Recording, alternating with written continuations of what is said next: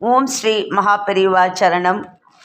மகாபெரிவா மகிமையில் இன்றைக்கி ஒரு அருமையான அற்புதம் சொல்லலான் இருக்கேன். ஸ்ரீ கணேசன் கணபாடிகள்னு மகாபெரிவாளோட மிகச்சிறந்த பக்தர். மகாபெரிவாளன்றி வேறு தெய்வமில்லை என்று தான் உணர்ந்து அனுபவித்தவைகளை சொல்கிறார். சின்ன வயசில் வேத பாடசாலையில் படிச்சுட்டு இருந்த மாணவனாய் இருந்தபோது இவர் தன் வாத்தியாரான குருவை ரொம்ப ஸ்லாகித்து சொல்கிறார். வேத பாடம் சொல்லி கொடுக்கும் போதெல்லாம் இவருடைய குரு உலக குருவான ஸ்ரீ ஸ்ரீ ஸ்ரீ மகாபெரிவாளின் மேன்மைகளையும் கூடவே சொல்லி சொல்லி பாலபருவ மாணாக்கர்களுக்கு ஸ்ரீ மகாபெரிவாளின் பக்தி ருச்சியை ஊட்டுவதுண்டாம்.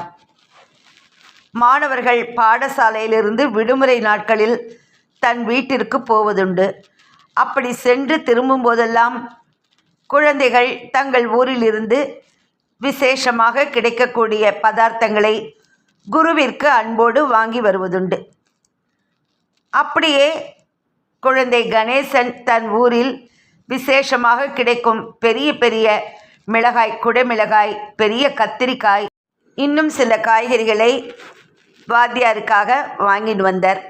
எப்போதும் தன் வாத்தியார் பெரியவாளுக்கும் ஏதாவது வாங்கி கொண்டு வர வேண்டுமென்று சொல்லியிருந்தபடியால் மகாபெரிவாளுக்காக அந்த ஊரில் கிடைக்கும் சிறு வாழைப்பழமான இலக்கி வாழைப்பழத்தையும் வாங்கி கொண்டு வந்தார். தன் வாத்தியாரிடம் அத்தனை காய் கனிகளையும் மிகவும் பிரியமாக சமர்ப்பித்து நின்ற கணேசனிடம், ரொம்ப சந்தோஷண்டா குழந்தை, நீ ஒன்று பண்ணு, பெரியவாளுக்குன்னு வாங்கிட்டு வந்திருக்கேன்னு சொன்ன இலக்கி வாழைப்பழத்தோட நீ வாங்கிட்டு வந்த காய் எல்லாத்தையும் அந்த தெய்வத்துக்கே கொண்டு சேர்த்துரு, உனக்கு பரமக்ஷேமம் என்று பெரியவா மீது தான் கொண்ட பக்தியின் காரணமாக அந்த குழந்தை கணேசனிடம் இவ்வாறு சொன்னார். தன் குருவிற்கு வாங்கி வந்த காய்கறிகளையும் சேர்த்து மகாபெரிவாளுக்கே இப்படி சமர்ப்பிக்க சொல்கிறாரே என்று குழந்தை கணேசன் நினைத்தாரோ என்னவோ கொஞ்சம் தயங்கி நின்றார். மீண்டும் வாத்தியார் இதமாக அறிவுறுத்தினார். குழந்தை, அந்த தெய்வம் இப்படி நமக்கெல்லாம் அனுகிரகம் பொழியறதுக்கு நாம் பிரதிபலனாக என்ன செய்ய முடியும்? அவா ஒரு ஆலமரம், அந்த ஆலமரத்தை குளிப்பாட்ட நம்மால் முடியாது. ஒரு வாளி தண்ணி இல்லைனாலும் ஒரு உத்ருணி ஜலமாவது ஊற்றுறோன்னு நாம் இப்படி அப்பப்போ சின்னதாக அவளுக்கு சமர்ப்பித்து திருப்தி பட்டுக்கலாம். இப்படி வாத்தியார் சொன்ன தத்துவமான வாசகங்கள் புரியாத வயதில் கணேசன் ஸ்ரீ மகாபெரிவாளை தேனம்பாக்கத்தில் தரிசிக்க புறப்பட்டார். அங்கே ஸ்ரீ மகாபெரிவா உள்ளே இருக்க வேதம் கற்கும் இந்த மாணவன் வேதமானவரை இழுக்க ஒரு வேத மந்திரத்தை ஒலித்தார். உடனே பெரியவா அதற்கு இசைந்து வெளியே வந்து காட்சி அருளினார். பாலகன் கணேசன் தரிசித்தபடி தான் கொண்டு வந்த காய் கனிகளை ஒரு பெரிய மூங்கில் தட்டில் பெரியவா முன் பரப்பி வைத்து நின்றான். இதெல்லாம் எனக்குன்னு தான் கொண்டு வந்தையா? மகாபெரிவாளின் முதல் கேள்வியே குழந்தையின் நேர்மையான பதிலை சோதித்து பார்க்கும்படி அமைந்தது. கணேசனுக்கு அவருடைய குரு எந்த சூழ்நிலையிலும் பொய் பேசக்கூடாது, அதுவும் தெய்வமான மகாபெரிவாளிடம் உண்மையை மட்டுமே பேச வேண்டும் என்று போதித்ததை கடைப்பிடிக்கும் மாணவனாக கணேசன் சொல்கிற, இல்லை பெரியவா, உங்களுக்கு இலக்கி பழம் மட்டும்தான் வாங்கிட்டு வந்தேன். வாத்தியார் தான் தனக்குன்னு வாங்கிட்டு வந்த காய் எல்லாத்தையும் பெரியவாளுக்கு கொண்டு போக சொன்னார். இப்படி உண்மையை சொன்னார் அந்த குழந்தை கணேசன். இதெல்லாம் உங்கள் நிலத்தில் விளைஞ்சதோ? ஒன்றும் அறியாதவர் போல் பெரியவா கேட்டார். இல்லை பெரியவா, அத்தனை வசதி இல்லை.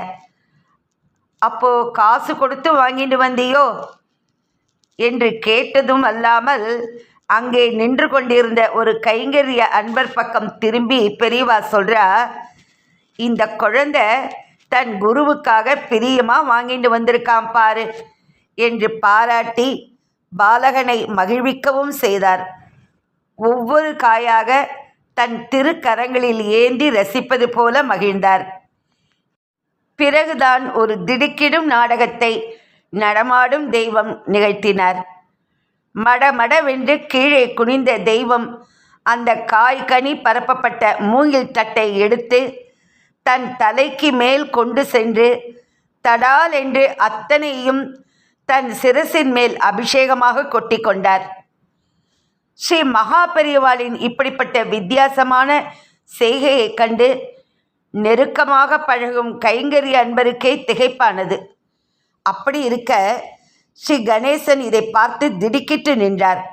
அடடா, ஏதாவது தவறு செய்துவிட்டோமோ என்று படபடப்பு ஏற்பட செய்வதறியாமல் விக்கித்து நிற்பவரிடம் மகாபெரிவா சொல்றா, போய் உன் வாத்தியார்கிட்ட குளிப்பாட்டினுட்டேன்னு சொல்லு என்று.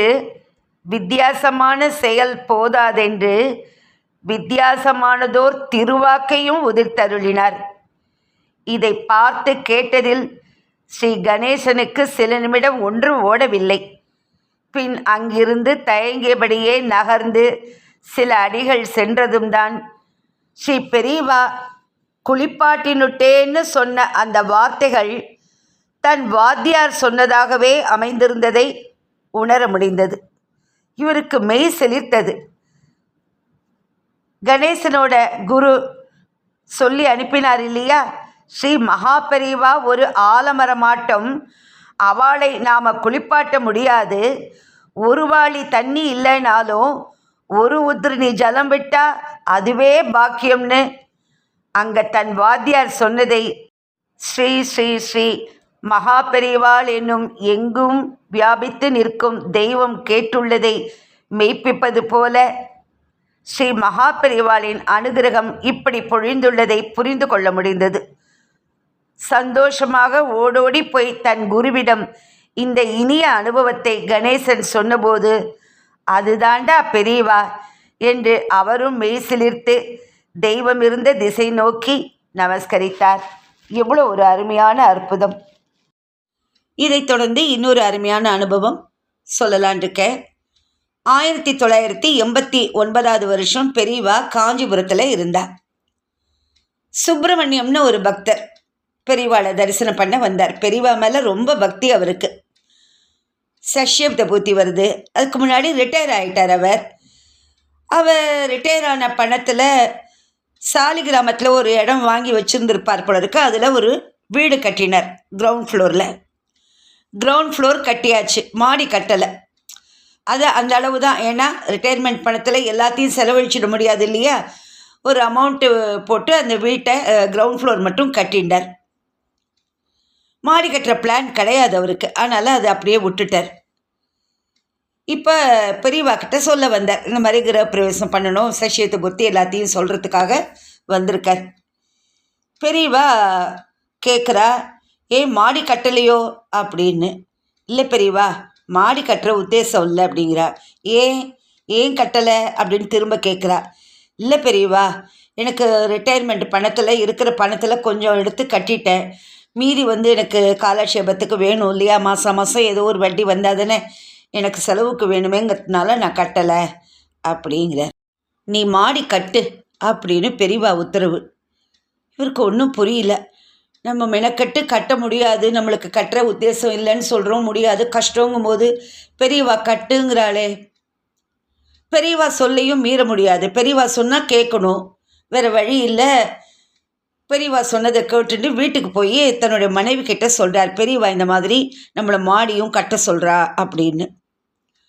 மனைவியும் சரி நம்ம கட்டிடுவோம், பெரியவா சொன்னால் அதில் ஏதாவது ஒரு அர்த்தம் இருக்குன்னு சொல்லிட்டு இவ மீதி இருக்கிற பணத்தை எல்லாத்தையும் போட்டு மாடியையும் கட்டிட்டா.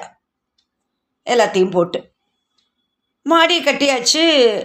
கடைசியில் என்னன்னாக்கா, அந்த பொண்ணு பிள்ளையெல்லாம் கூடவே இருந்தவா அவாவா வேலை விஷயமா அவாவா கல்யாணம் பண்ணிட்டு வேலை இல்லைன்னு எல்லோரும் வெளியூருக்கு போயிடுறா. வெளியூருக்குன்னு அப்படி போயிடுறா. இப்போ அவள் 2 பேர் தான் பாக்கி இருக்கா. 2 பேருக்கு கீழே மேலேயும் வச்சுன்னு என்ன பண்ண போகிறா. அதனால் மாடியை வாடகைக்கு விட்டுடலான்னு தீர்மானம் பண்ணிட்டா.